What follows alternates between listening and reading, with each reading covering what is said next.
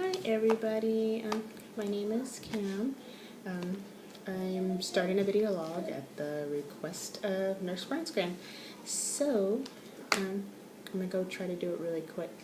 I'm going to show what I did this past couple of weeks to get an A on 3 exams and 1 paper.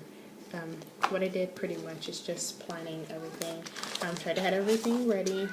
A day before was actually due, or a couple days past that, mattered on what I needed to do for the week. So, suggestion 1, get yourself a good planner. You're going to need a planner anyway. If you have a family, if you have a job, if you are taking more than 1 class, you're taking 1 class, you need a planner. So, get a planner and use it. Like, don't get a planner and don't use it. Get a planner and use it. Plug away everything that you need to know when you're having tests. Your instructor's name, your instructor emails, your instructor phone number, so that you can ask the questions that you need to ask. Get a planner. Next, be involved in your learning. For my anatomy class, we got PowerPoints, so took the PowerPoints, put them in a big binder. That way I don't have to keep replacing or getting a big binder or throwing some of my lecture notes away. They're valuable. So they're valuable, at least to me. I believe when I go into nursing school that I might need to remember something, and it would be nice if all my stuff was put together very nicely, not a bunch of ripped, tore lecture notes torn out or anything like that. So yes, they're in little protectors. They all have tabs by whatever set of lecture notes they are. I colored them. I just got really involved in it. Put page numbers where things were, and also I added any notes that I needed to know about the lecture or about whatever topic it was. At the top, I just put any little bits of notes that he didn't actually say, but I thought was relevant, maybe a question later, just maybe something I need to know as a nurse. Our book is kind of, even though it's just an anatomy book, it has a lot of medical type questions and information and a little subtext, so I would just put that little information in it just to make me connect with the information that I read and everything like that. I suggest getting little Post-its.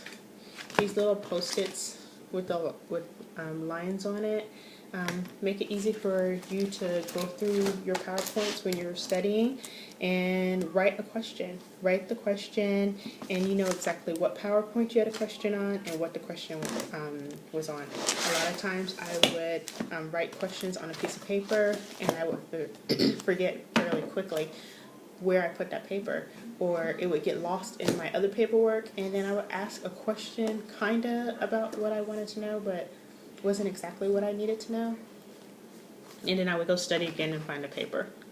So this prevents it. Fairly cheap at Walmart. I suggest tabbing your pages, at least knowing where your chapters start and stop. This is my book. I tabbed the chapters. Did the same thing for questions, and also I put little things in here so that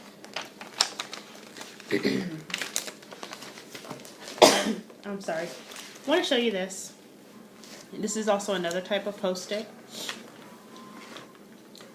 They're see-through, and I was able to take this from a couple chapters ahead, trace out what was on it,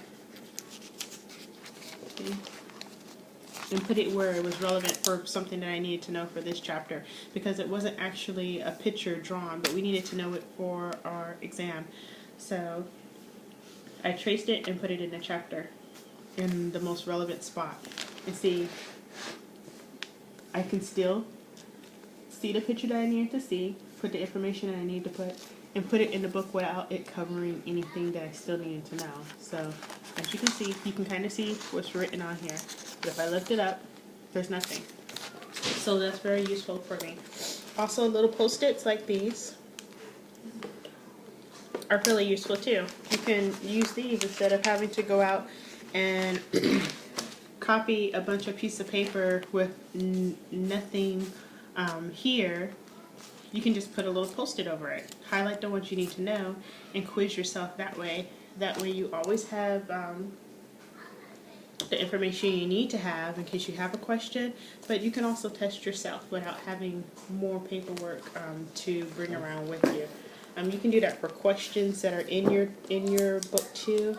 If you want to go to the end of the chapter and put little post-its over the answers, that way you can kind of be honest with yourself over the information. I also use these flashcards. Play them with my kids. They do flashcards too, but these were mine.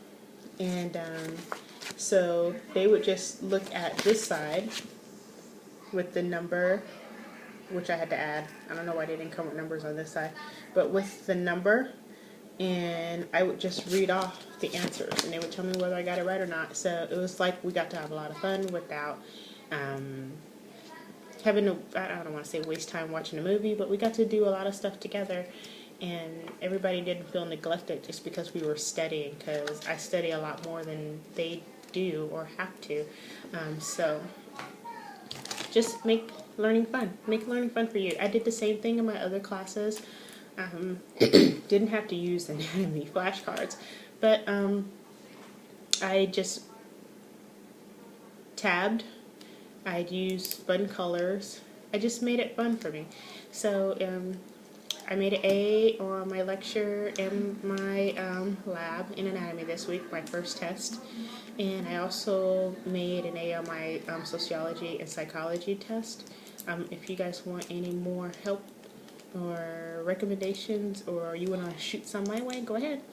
Well, this was my first vlog. Hope everybody enjoys it. Bye.